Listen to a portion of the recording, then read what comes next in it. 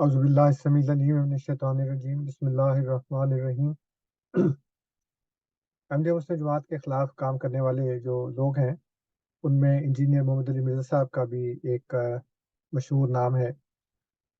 اس وقت میں آپ کے سامنے ان کی ایک ویڈیو رکھ رہا ہوں جس میں انہوں نے ہمارے خلاف کچھ باتیں کی ہیں۔ ویسے تو ان کی بہت سی ویڈیوز ہیں لیکن میں اس کا جواب ابھی دینا چاہتا ہوں، دیکھیں کہ وہ اس میں کیا کہہ رہے ہیں۔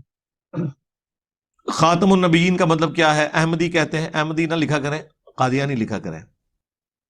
اب یہ دیکھیں جو ابتدا کی ہے انہوں نے اس بات سے کہ وہ یہ کہتے ہیں کہ احمدی نہ کہا کریں، قادیانی کہا کریں۔ اس میں اب یہ دیکھیں کہ اللہ تعالیٰ نے فرمایا قرآن کریم میں چند جگہوں پہ، میں ایک آیت آپ کے سامنے رکھتا ہوں، سورہ حامیم سجدہ کی آیت نمبر 44 ہے، 41 نمبر کی صورت ہے۔ اللہ تعالیٰ فرماتا ہے ما یقال لک الا ما قد قیل للرسل من قبلک، تجھے کچھ نہیں کہا جاتا مگر وہی جو تجھ سے پہلے رسولوں سے کہا گیا۔ یعنی ہر دور میں سچے انبیاء کے منکرین مخالفین ایک ہی طرح کی باتیں کرتے ہیں۔ اب یہ ایک حقیقت ہے کہ جو کفار تھے وہ مسلمانوں کو مسلمان نہیں کہتے تھے، صابی کہتے تھے۔ جیسے دیکھیں صحیح بخاری میں ایک حدیث ہے، اس میں لکھا ہے کہ جب چند لوگ مسلمان ہوئے تو انہوں نے یہ نہیں کہا کہ اسلمنا، بلکہ انہوں نے کہا سبانا، یعنی ہم صابی ہو گئے۔ یعنی اتنا مشہور نام تھا کہ وہ صابی کہتے تھے، مسلمان نہیں کہتے تھے، غلط نام سے پکارتے تھے۔ یہ امام رازی کی تفسیر کبیر ہے، اس میں بھی انہوں نے یہی لکھا ہے کہ وَكَذَلِكَ كَانَتِ الْعَرَبُ يَسُمُّونَ النَّبِيَّ علیہ السلام صابیًا، کہ جو عرب تھے وہ نبی کریم صلی اللہ علیہ وآلہ وسلم کو صابی کہا کرتے تھے۔ امام ابن کثیر نے بھی اپنی تفسیر میں لکھا ہے کہ فمن اجر ذالک کان المشرکون یقولون للنبی صلی اللہ علیہ وسلم وصحابہ ہؤلاء صابئون، کہ وہ جو مشرک تھے وہ نبی اکرم صلی اللہ علیہ وآلہ وسلم کو اور آپ کے صحابہ کو کہتے تھے کہ یہ صابی ہیں۔ اب دیکھیں آگے کیا کہتے ہیں۔ اس کا مطلب تم نے خود سے گھاڑ لیا، تو کسی حد تک درست وہ کہتے ہیں نا، آپ نے غلط طریقے سے ان کو ہینڈل کیا نا۔ اس کے لیے آپ میری ویڈیو دیکھیں، قادیانیوں کو دعوت اصلاح۔ قرآن میں جو لفظ ہے وہ خاتم کا ہے، اور خاتم کا جو معنی وہ بیان کرتے ہیں وہ معنی درست ہے، اس کا جو فہم لیتے ہیں وہ غلط ہے۔ خاتم کہتے ہیں مہر کو، ہمارے نزدیک سیل آف پروفٹ یہ ہے کہ آپ نے ایک خط لکھا، اس کے بعد اس پہ سیل لگا دی۔ کیا مطلب؟ اب اس میں کوئی چیز داخل نہیں ہو سکتی، یعنی اور کوئی پیغمبر نہیں آ سکتا۔ وہ کہتے ہیں خاتم کا مطلب یہ ہے کہ رسول اللہ کے بعد بھی اگر کوئی امتی نبی آئے گا حضور کی مہر سے آئے گا۔ اب یہ دیکھیں یہ کہہ رہے ہیں کہ خاتم ایسی مہر کو کہتے ہیں جو لفافے کو بند کرنے کے لیے لگائی جاتی ہے، اور اب کوئی بھی نبی اس کے اندر داخل نہیں ہو سکتا۔ تو جب داخل نہیں ہو سکتا تو پھر نکل بھی نہیں سکتا، کیونکہ لفافہ تو بند ہے، مہر لگ گئی ہے اس کے اوپر جو بند کرنے کے لیے ہے ان کے نزدیک۔ تو اب اس میں سے نہ کوئی باہر آ سکتا ہے اور نہ کوئی اندر جا سکتا ہے۔ تو پھر حضرت عیسیٰ علیہ السلام کیسے آئیں گے؟ کیونکہ وہ تو اندر ہیں، اور اگر وہ اندر نہیں ہے تو پھر وہ باہر ہے۔ اس کا مطلب ہے کہ پھر ایک نبی تو آ سکتا ہے۔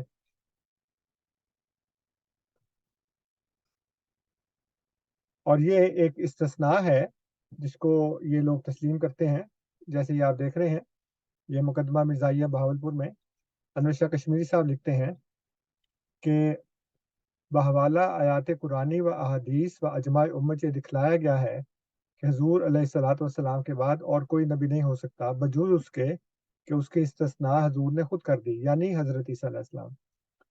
اور پھر یہ دیکھیں تحفہ قادیانیت جلد سوم میں یوسف لدھیانوی صاحب بھی یہ لکھتے ہیں کہ آپ کے بعد کوئی نبی نہیں مگر اس سے وہ عقیدہ مستثنیٰ ہے جس کے بارے میں صحیح احادیث وارد ہوئی ہیں، یعنی عیسیٰ علیہ السلام کا نازل ہونا۔ تو اب ایک استثناء تو ہے نا، آپ کہیں جی کہ کوئی نبی اندر نہیں جا سکتا، کوئی باہر نہیں آ سکتا، لیکن ایک استثناء موجود ہے جس کے بارے میں ہم بھی عقیدہ رکھتے ہیں، آپ بھی عقیدہ رکھتے ہیں۔ فرق صرف شخصیت کا ہے، آپ بھی ایک کے آنے کو مانتے ہیں، ہم بھی ایک کے آنے کو مانتے ہیں، شخصیت کا فرق ہے بس۔ اب انہیں کہیں کہ یہ جو تم نے مانا لیا ہے، یہ اس کو سپورٹیو کون سی آیت اور حدیث ہے؟ آیتیں تو کوئی نہیں ہے، حدیثیں بھی ان کے خلاف ہیں۔ بخاری اب یہ دیکھیں کہتے ہیں جی کہ آیت بھی کوئی نہیں ہے، حدیث بھی کوئی نہیں ہے، حدیثیں بھی ہمارے خلاف ہیں۔ تو آیتیں تو بہت سی ہیں، مسئلہ یہ ہے نا کہ آپ ہمیں بات کرنے کا موقع نہیں دیتے ہیں، آپ کے ملک میں پابندیاں ہیں، تو ہم آپ کو اس طرح سے جواب نہیں دے سکتے، لیکن سوشل میڈیا کی برکت ہے کہ ہم آپ کو اس کا جواب دے سکتے ہیں۔ اب خاتم بمانی مہر، وہ کہتے ہیں حدیث بھی ہمارے خلاف ہے، یہ دیکھیں حدیث دیکھیں یہ صحیح بخاری میں باب نقش الخاتم میں ہے کہ نبی اکرم صلی اللہ علیہ وآلہ وسلم نے جب کچھ حکمرانوں کو خط بھیجنا چاہا تو آپ کو بتایا گیا کہ جب تک مہر نہ ہو تب تک وہ اس کو مانتے نہیں ہیں، چنانچہ آپ نے پھر ایک مہر تیار کروائی اور وہ خط پہ لگائی۔ اس کا مطلب یہ ہوا کہ اب یہ جو خط ہے یہ اسی شخص کی طرف سے ہے جس کا نام خط میں لکھا ہے اور جس کی مہر لگی ہے۔ بخاری مسلم دونوں میں حدیث ہے کہ میری اور اگلے انبیاء کی مثال ایک عمارت کی سی ہے جس میں صرف ایک اینٹ لگنے کی جگہ باقی ہے۔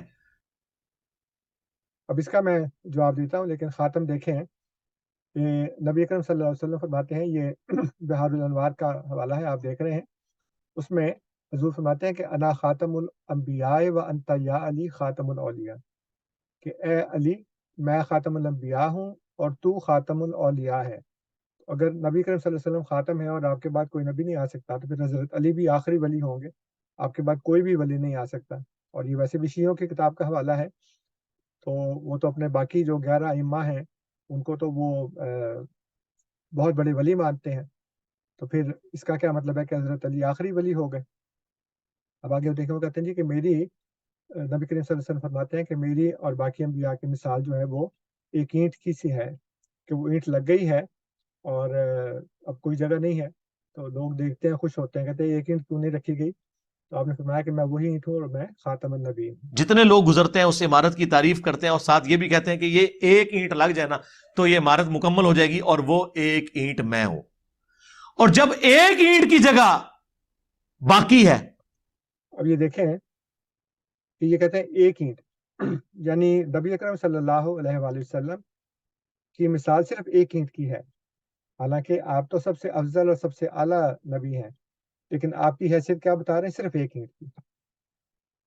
یعنی اس سے بھی زیادہ کوئی توہین ہو سکتی ہے کہ نبی کریم صلی اللہ علیہ وسلم اور باقی انبیاء جو ہیں وہ اس طرح سے برابر ہو گئے کہ وہ بھی ایک ایک اینٹ ہے اور یہ بھی ایک اینٹ ہے، لیکن اصل مطلب یہ نہیں ہے۔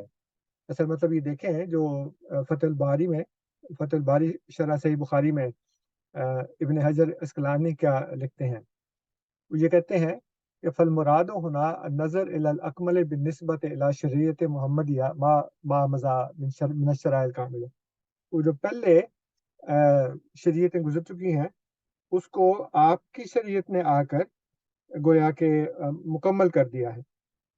اور یہ ہم جانتے ہیں کہ پہلے انبیاء کی جو شریعتیں تھیں وہ بھی اسلام ہی تھا، اور نبی اکرم صلی اللہ علیہ وآلہ وسلم نے آ کر جو قرآن مجید پیش کیا اس کا متعلق اللہ تعالیٰ سورہ بینہ میں ارشاد فرماتا ہے کہ رسول من اللہ یتلو صحف مطہرۃ فیہا کتب قیمۃ، یہ جو قائم رہنے والے احکامات تھے وہ سارے کے سارے اس کے اندر جو موجود ہیں، اور ان کو یہ کہا گیا کہ وما امروا الا لیعبدوا اللہ مخلصین لہ الدین حنفاء ویقیموا الصلاۃ ویؤتوا الزکاۃ وذلک دین القیمہ، کہ ان کو یہ کہا گیا تھا کہ تم اللہ کی عبادت کرو مخلص ہو کر، اور نماز قائم کرو اور زکوٰۃ دو، وذالک دین القیمہ، قائم رہنے والا دین یہی ہے۔ اس لیے انبیاء کو جو شرائع دی گئیں، جو شریعتیں دی گئیں، وہ اس کو نبی کریم صلی اللہ علیہ وسلم نے آ کر اکمل کر دیا، مکمل کر دیا۔ اس لیے آپ ایک اینٹ نہیں ہے صرف، بلکہ مکمل کرنے والے ہیں، اور آپ کی حیثیت صرف ایک اینٹ کی نہیں ہے، جیسا کہ میں نے بتایا کہ یہ ابن حجر الاسقلانی لکھتے ہیں کہ اس سے مراد شریعت کی تکمیل ہے، نہ کہ نبوت کا اختتام۔ پھر یہ دیکھیں خاتم بمانی مہر برائے تصدیق، کہتے ہیں آیت کوئی نہیں ہے، آیتیں تو بہت سی ہیں، لیکن جیسے سورہ فاتحہ میں اللہ تعالیٰ نے یہ بتایا کہ ہم دعا مانگتے ہیں کہ صراط الذین انعمت علیہم غیر المغضوب علیہم ولا الضالین، کہ ان لوگوں کا راستہ دکھا جن پر تو نے انعام کیا۔ اب کس پر انعام کیا؟ یہ سورہ نساء میں اللہ تعالیٰ نے بتا دیا کہ وَمَن یُطِعِ اللَّهَ وَالرَّسُولَ، جو اللہ اور اس کے رسول کی اطاعت کرے گا اس کو ان 4 درجوں میں سے ایک درجہ ملے گا جس میں من النبیین بھی۔ تو حضور صلی اللہ علیہ وسلم کی مہر لگ کر اللہ تعالیٰ نے بتایا کہ یہ 4 درجے مل سکتے ہیں، صالحین کے، شہداء کے، صدیقین کے اور النبیین کے۔ تو کہتے ہیں جی آیت تو ہے ہی کوئی نہیں۔ حالانکہ آیت تو ہم نے آپ کو بتا دی ہے. یہ امام راغب کی تفسیر ہے، تفسیر راغب الاصفہانی.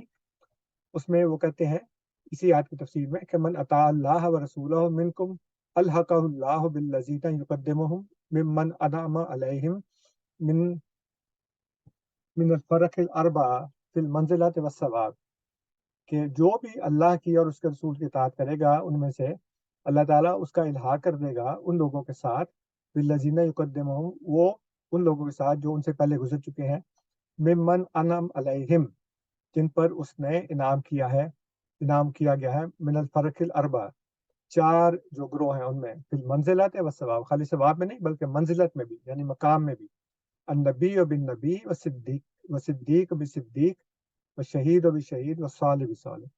تو یہ 4 درجے ہیں جو حضور صلی اللہ علیہ وسلم کی مہر لگ کر، یعنی آپ کی اطاعت کر کے اللہ تعالیٰ فرماتا ہے کہ یہ درجہ مل سکتا ہے.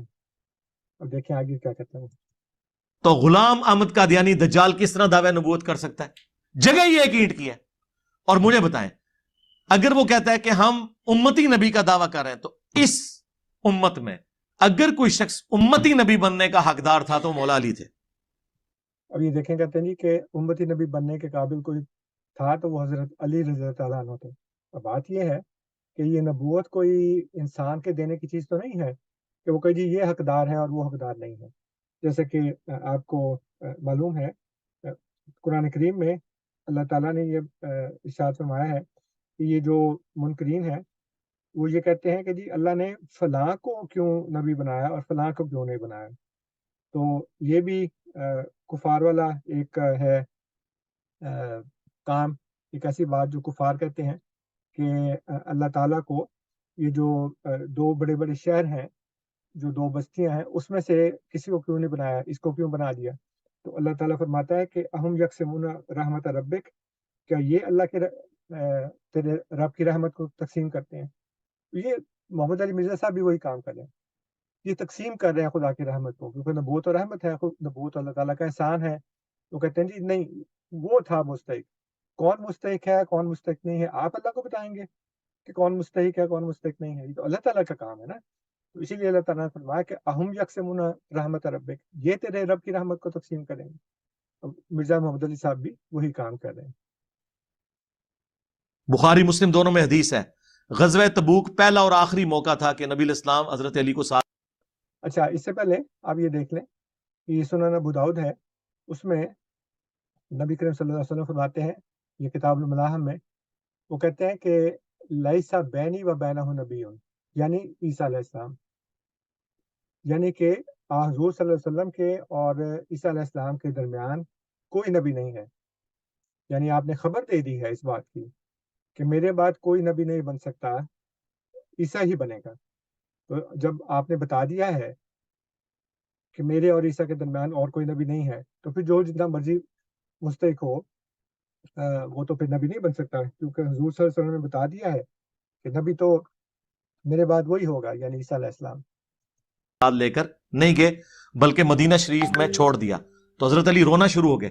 تو نبی الاسلام نے ان کو تسلی دی اور فرمایا کیا تم اس بات پر راضی نہیں کہ تمہاری میرے ساتھ وہی نسبت ہے جو ہارون کی موسیٰ کے ساتھ، مگر میرے بعد کوئی نبی نہیں. تو اسی لیے پہ میں بولتا ہوں کہ اگر مولا علی نبی نہیں ہے، حالانکہ ان کی نسبت ہارون اور موسیٰ والی ہے، قرآن میں یہ جو 2 نسبتیں آئی ہیں دونوں پیغمبر تھے. حضرت یہ دیکھیں کہ یہ کہتے ہیں جی کہ اور کوئی نبی نہیں بن سکتا کیونکہ حضور صلی اللہ علیہ وسلم تو آخری نبی ہیں. تو اب یہ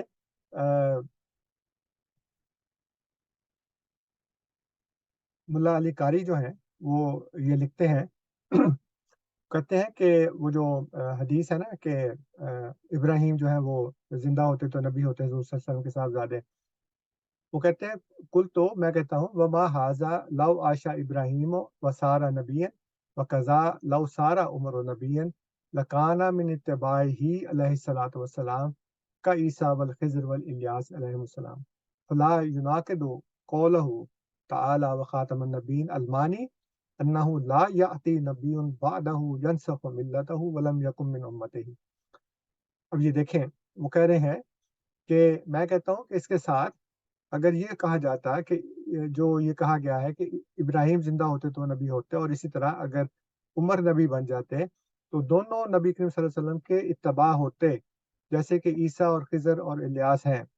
بس اللہ تعالیٰ کے اس قول میں کوئی تناقض نہیں ہے، کوئی تضاد نہیں ہے.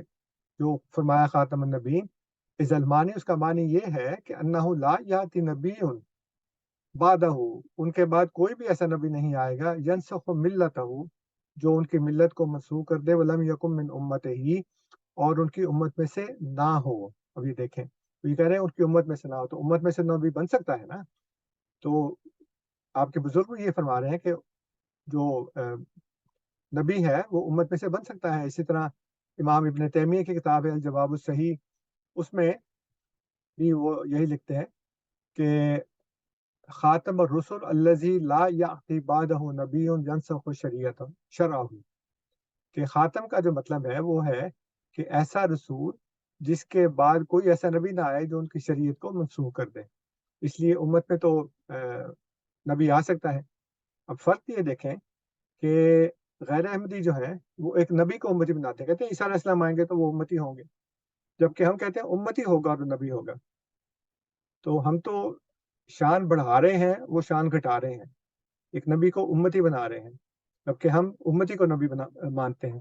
تو بناتے نہیں، ہم تم تو مانتے ہیں اللہ تعالیٰ نے بنانا ہے. دیکھیں کیا کہتے ہیں آگے. موسیٰ کے لیے سپورٹو پیغمبر کون تھے؟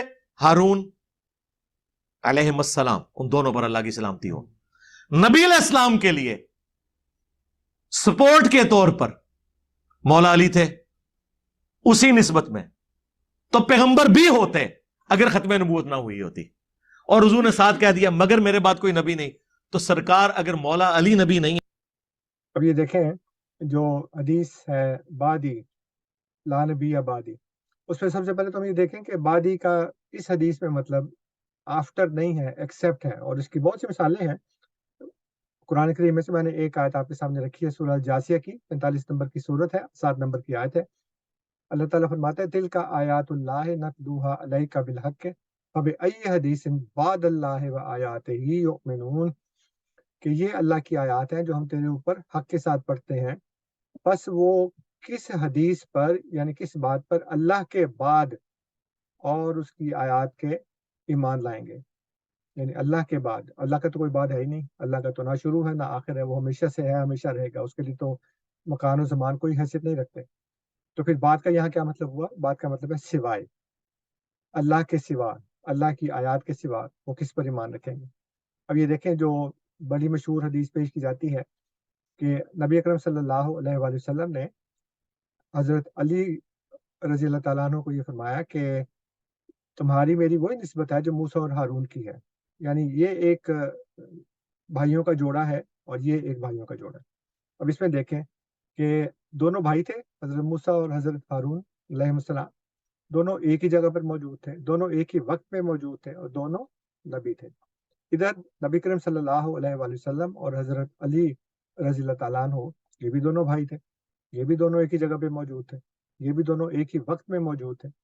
لیکن چوتھی جو صفت ہے جو مشترک، وہ 3 میں تو ہے، چوتھی میں نہیں ہے. اس لیے کہ فرمایا کہ لا نبی بعدی، میرے سوائے اس وقت نبی نہیں ہے. وہاں تو ہارون موسیٰ کے ساتھ نبی تھے، ہارون کے سوائے نبی تھے. لیکن یہاں پہ نبی اکرم صلی اللہ علیہ وآلہ وسلم فرماتے ہیں کہ میرے سوائے اس وقت یہاں پہ کوئی نبی نہیں ہے. وہ تو تم ہارون کے مسیح، لیکن ہارون تو ان کے ساتھ جو ہے وہ نبی تھے، لیکن میرے سوائے یہاں پہ کوئی نبی نہیں. یہ جو لا نبی آبادی ہے اس کا جو مطلب ہے وہ نا امتی نبی بھی نہیں ہے. تو غلام احمد قادیانی دجال تو شاہی کوئی نہیں. یہ جو مولا علی کی شان میں حدیث جو بخاری اور مسلم دونوں میں موجود ہے، اور امام بخاری امام مسلم نے حضرت علی کی شان میں پہلی حدیث ہی یہی لی ہے.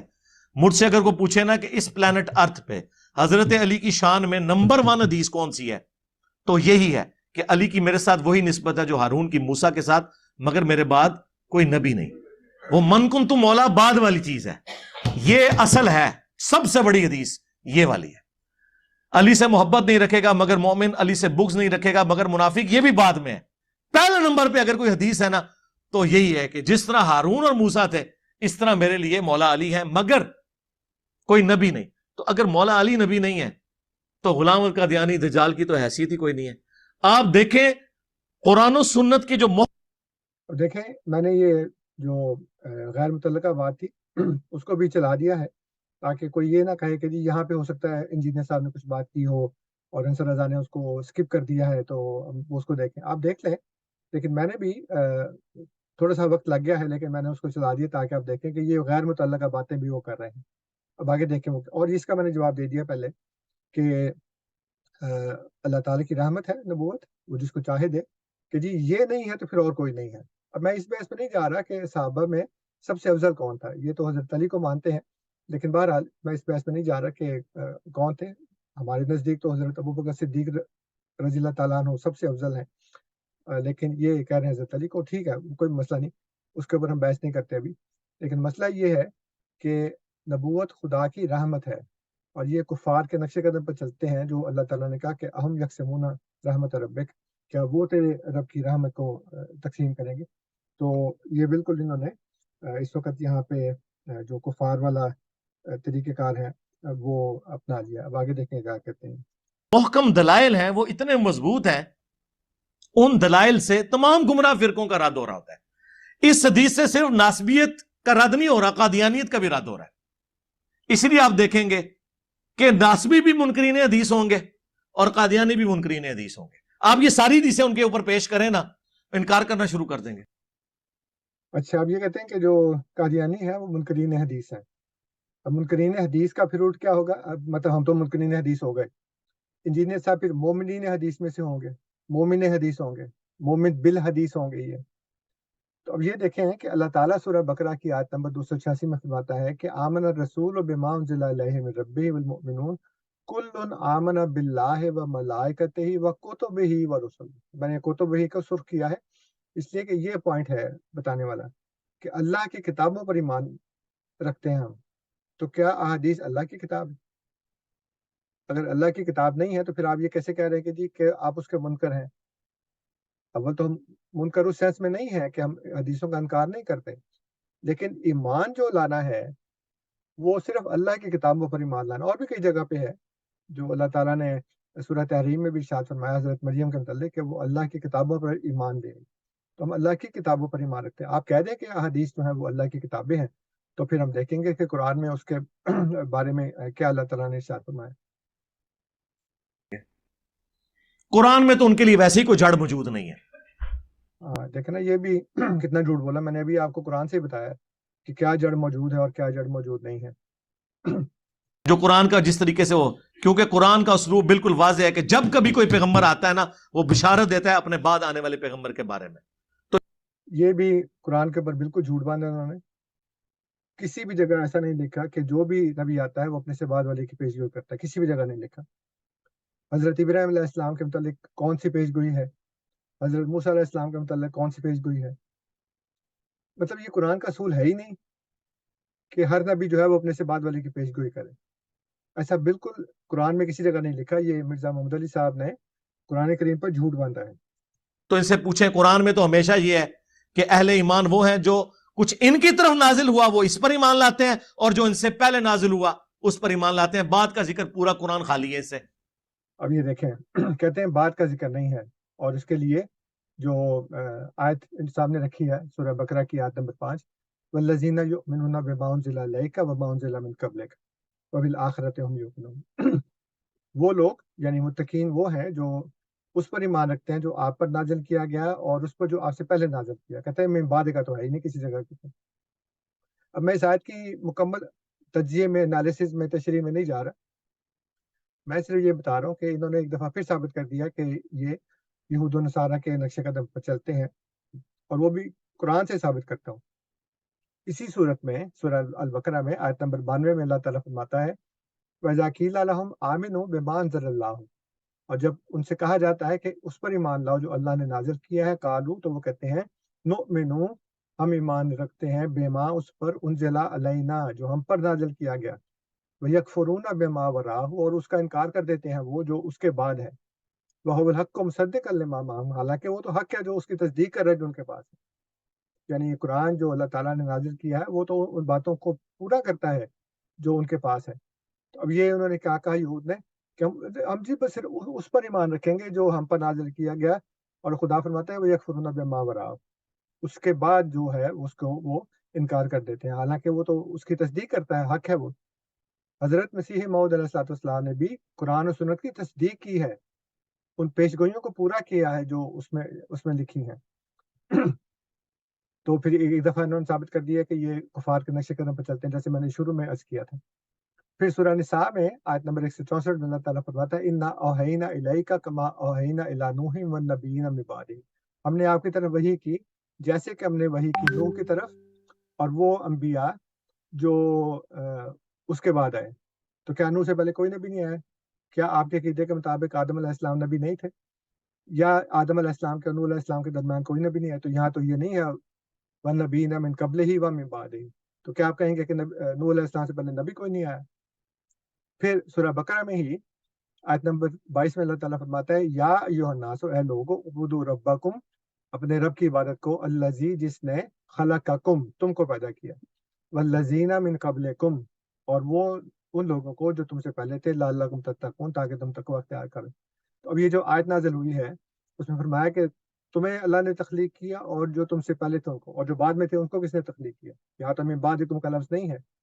تو اگر ان کا اصول لگایا جائے تو اس کا مطلب ہوگا کہ اللہ نے مسلمانوں کو، یعنی اس وقت جو لوگ تھے جو اس نزول آیات کے وقت موجود تھے، ان کو تخلیق کیا، اور ان سے پہلے سے ان کو تخلیق کیا، بعد والوں کو کون تخلیق کرے گا؟ بعد من بعدکم کا تو ذکر ہی نہیں ہے۔ تو یہ اصول جو ہے وہ اس کو بنانے سے پہلے، اسلام پر تھوپنے سے پہلے سوچ لینا چاہیے انسان کو، خاص طور پہ وہ جو عالم دین ہو۔ اور پھر وہ جو آیت ہے ما کان محمد ابا احد من رجالکم ولکن رسول اللہ وخاتم النبیین، یہ بالکل واضح ہے، محمد تم مردوں میں کسی کے باپ نہیں ہے، بلکہ وہ تو خاتم النبیین ہے، اللہ کے پیغمبر ہیں، اللہ کے رسول ہیں۔ یہ دونوں باتوں کو اللہ نے کیوں جوڑا ہے؟ اس لیے کہ نبی علیہ السلام کی نسل میں کوئی، اب آپ کی جو حقیقت بیگوٹن سن جو ہے نا آپ کا، وہ کوئی مرد کے لیول تک نہیں پہنچے گا، بچپن میں ہی فوت ہو جائے گا، کیونکہ یہ پھر تقاضا تھا کہ اگر ابراہیم کا بیٹا پیغمبر ہے نا تو نبی علیہ السلام کا اپنا بیٹا بھی پیغمبر بنتا۔ تو اب یہ تقاضا کہاں لکھا ہے؟ قرآن میں کسی جگہ لکھا ہے کہ یہ تقاضا ہے کہ ابراہیم کا بیٹا نبی تھا تو پھر محمد صلی اللہ علیہ وسلم کا بیٹا بھی نبی ہوتا؟ یہ اصول من گھڑت ہے۔ جیسے اللہ تعالیٰ نے فرمایا نا کہ یکتبون الکتاب بایدیہم ثم یقولون ھذا من عند اللہ، اپنے ہاتھ سے لکھتے ہیں اور پھر کہتے ہیں یہ اللہ کی طرف سے۔ پھر اللہ نے کہاں لکھا ہے کہ یہ اصول ہے کہ ابراہیم کا بیٹا چونکہ نبی ہے اس لیے محمد صلی اللہ علیہ وسلم کا بیٹا بھی نبی ہونا چاہیے؟ یہ کس جگہ لکھا ہے؟ یہ کوئی اصول نہیں ہے۔ نوح علیہ السلام کا بیٹا تو نبی تو دور کی بات ہے، مسلمان بھی نہیں تھا، کفر کر دیا۔ حضرت نوح علیہ السلام نے اس کو بلایا، یا بنی ارکب معنا، ہے بیٹا ہمارے ساتھ سوار ہو۔ اس کا نہیں میں نہیں سوار ہوتا، انکار کر دیا اس نے۔ تو یہ اصول ہے ہی نہیں کہ نبی کا بیٹا لازمی نبی ہوتا ہے، کہ ابراہیم علیہ السلام کے سارے بیٹے جو ہیں وہ نبی ہوں۔ ہمیں کیا پتا کتنے نبی تھے، کتنے بیٹے تھے ان کے، کتنے نہیں تھے۔ تو اللہ نے کیا فرمایا؟ محمد تم مردوں میں سے کسی کے باپ نہیں، ان کا کوئی بچہ بھی مرد نہیں بنے گا۔ کیوں؟ ولاکن رسول اللہ و خاتم النبیین، چونکہ وہ رسول اور خاتم النبیین ہے، اس کا تقاضا یہ ہے۔ اور یہ جو میں تشریح کر رہا ہوں نا، یہ بخاری میں موجود ہے۔ عبداللہ ابن ابی اوفا سے پوچھا گیا آپ نے رسول اللہ کے بیٹے ابراہیم کو دیکھا تھا؟ انہوں نے کہا ہاں میں نے دیکھا تھا، وہ حضرت ماریہ قبطیہ سے پیدا ہوئے، بچپن ہی میں فوت ہو گئے، اگر وہ زندہ رہتے تو پیغمبر ہوتے۔ وہ قادیانی کہتے ہیں دیکھیں اس سے پتہ چل گیا کہ نبوت جاری ہے۔ ہم کہتے ہیں آگے بھی پڑھو، آگے لکھا ہے۔ عبداللہ ابن ابی اوفا کہتے ہیں چونکہ رسول اللہ آخری نبی ہیں اس وجہ سے وہ بچپن ہی میں فوت ہو گئے، یعنی حضور کے بچوں کا بچپن میں فوت ہو جانا اس بات کی دلیل ہے کہ حضور کے بعد اب کسی نے پیغمبر نہیں آنا۔ اب یہ دیکھیں انہوں نے حضرت عبداللہ ابن ابی اوفا کا قول نقل کیا ہے کہ نبی کریم صلی اللہ علیہ وسلم کے صاحبزادے ابراہیم اس لیے فوت ہو گئے کہ نبی کریم صلی اللہ علیہ وسلم آخری نبی ہیں، آپ کے بعد کوئی نبی نہیں آئے گا۔ حضور نے اپنے صاحبزادہ ابراہیم کی وفات پر فرمایا کہ لو عاشا لکانا صدیق نبیہ، یہ زندہ رہتا تو سچا نبی ہوتا۔ اس لیے نہیں مر گیا کہ اللہ نے کہا کہ کہیں نبی نہ بن جائے۔ مطلب کتنی بیوقوفی کی بات ہے کہ اللہ کو مارنا پڑ گیا کہ جی یہ زندہ رہے گا تو پھر نبی بن جائے گا، کیونکہ اصول تو ہے ہی نہیں کہ نبی کا بیٹا نبی ہو، اس لیے اس کو مارنے کی کیا ضرورت پڑ گئی۔ پھر حضور کے تو پہلے بھی بیٹے تھے، ابراہیم تو آخری بیٹے تھے نا، ان سے پہلے بھی جو ان کے بیٹے تھے ان کی وفات پر یہ بات کیوں نہیں کہی گئی؟ یعنی جتنے بھی بیٹے تھے ان کے، اس میں بھی اختلاف ہے کتنے تھے، جتنے بھی تھے 3-4 تھے، اس میں سے سب سے آخر جو یہ صاحبزادہ ابراہیم فوت ہوا ان کی وفات پر کہی ہے بات. ان سے پہلے جو بیٹے ہیں، یہ نہیں کہا کہ جی سارے بیٹے اس لیے فوت ہو گئے کہ حضور آخری نبی ہے اور حضور کے بعد کوئی نبی نہیں ہوگا کیونکہ نبی کا بیٹا نبی ہوتا ہے. تو ایک کے متعلق کہا گیا، اس کا مطلب ہے کہ اس میں خصوصیت تھی، دوسروں میں نہیں تھی. اور پھر جیسے میں نے کہا کہ لازم نہیں کہ نبی کا بیٹا نبی ہو، اور صاحبزادہ ابراہیم جو ہے ان کی وفات کا سبب نبی کریم صلی اللہ علیہ وسلم کا آخری نبی نہیں ہونا تھا. وہ زندہ رہتے نا تو پھر بھی نبی نہ ہوتے. تو پھر یہ زیادہ بڑی دلیل تھی کہ دیکھو حضور صلی اللہ علیہ وسلم کا بیٹا زندہ رہا، مرد بنا، پھر بھی نبی نہیں ہوا، اس لیے کہ حضور آخری نبی ہے. میں پہلے بتا چکا ہوں کہ اللہ تعالیٰ کو مارنے کی ضرورت نہیں تھی کہ اللہ تعالیٰ ڈر گیا کہ ہو کہیں ایسا نہ ہو کہ یہ زندہ رہا تو یہ نبی نہ بن جائے کہیں، اس لیے اس کو مار ہی دو. وہ زندہ رہتے، جوان ہوتے، مرد بنتے، پھر بھی نبی نہ ہوتے، تو پھر کوئی یہ کہہ سکتا تھا کہ وہ اس لیے نبی نہیں ہوئے کہ یہ اصول ہے کہ نبی کا بیٹا نبی ہوتا ہے. یہ دیکھو مرد بن گیا ہے لیکن پھر بھی نبی نہیں ہے، تو ثابت ہو گیا کہ حضور صلی اللہ علیہ وسلم جو ہے وہ آخری نبی ہیں. اور پھر آخری بات یہ ہے کہ یہ حدیث نہیں، نبی کریم صلی اللہ علیہ وسلم کا قول نہیں ہے، یہ ایک صحابی کا قول ہے، یہ صحابی کی انٹرپریٹیشن ہے. اور تمام غیر احمدی فرقوں کا متفقہ عقیدہ ہے کہ صحابی کا قول حجت نہیں ہوتا. یہ دیکھیں ایک دفعہ پھر مقدمہ مرزائیہ بہاولپور میں جو ہمارے خلاف ایک مقدمہ تھا، اس میں انور شاہ کشمیری صاحب کیا لکھتے ہیں؟ وہ لکھتے ہیں کہ نبی کی اولاد کے لیے نبی ہونا ضروری نہیں ہے. صحیح بخاری میں صحابی کے مطابق میں آیت کی مراد میں یہ ذکر ہے، ورنہ کوئی حاجت نہیں، اور نہ میرا اس پر مطلب موقوف ہے. قول صحابی کا حجت نہیں ہوتا جیسا کہ نبی کا قول ہوتا ہے. تو اب یہ دیکھ رہے ہیں انور شاہ کشمیری صاحب بھی یہ کہہ رہے ہیں، ہمارے خلاف مقدمے میں یہ کہہ رہے ہیں کہ صحابی کا قول جو ہے وہ حجت نہیں ہوتا. یہ آئینہ دیوبندیت کتاب ہے ابو نعمان محمد زبیر صاحب کی، اور اس کی نظر ثانی انجینئر صاحب کے بڑے محبوب ایک عالم دین حافظ زبیر علی زئی صاحب نے کی ہے. اس میں وہ یہ لکھتے ہیں سارے کہ دوسری جگہ کہا ہے یہ ایک صحابی کا قول حنفیہ پر حجت نہیں ہو سکتا، تقریر شیخ الہند وہ محمود الحسن صاحب دیوبندی جو ہے. پھر اس کے بعد یہ وہی قول نقل کر رہے ہیں انور شاہ کشمیری صاحب کا. پھر یہ کہتے ہیں خلیل احمد سہارنپوری صاحب نے لکھا وہ ہوا مذہب و صحابی لا یقوم بھی حجت علی احد، صحابی کا مذہب ہے جو کسی ایک پر بھی حجت نہیں ہے. پھر ایک اور جگہ لکھتے ہیں کہ یہ ابو ہریرہ کا قول ہے بس اس میں کوئی حجت نہیں. پھر ملا علی قاری صاحب بھی لکھتے ہیں کہ یہ صحابی کا مذہب ہے جو کسی ایک پر بھی حجت نہیں ہے. تو یہ سارے کے سارے جو ثبوت ہیں وہ اس بات کے لیے کافی ہے کہ صحابی کا جو قول ہے وہ حجت نہیں ہوتا، اور یہ صحابی کا قول ہے، اس لیے اس کی ایک تو مرفوع حدیث کے برابر کوئی بکت نہیں ہے، اور دوسرے کہ قرآن کریم کی صریح آیات کے یہ بالکل خلاف ہے. تو یہ مختصر سا میں نے کوشش کی مختصر رکھوں جو بھی مرزا محمد علی صاحب نے کہا ہے. اگر کوئی اور بات اس میں ہوگی تو پھر انشاءاللہ تعالیٰ اس کا بھی جواب دے دیں گے. السلام علیکم ورحمۃ اللہ وبرکاتہ.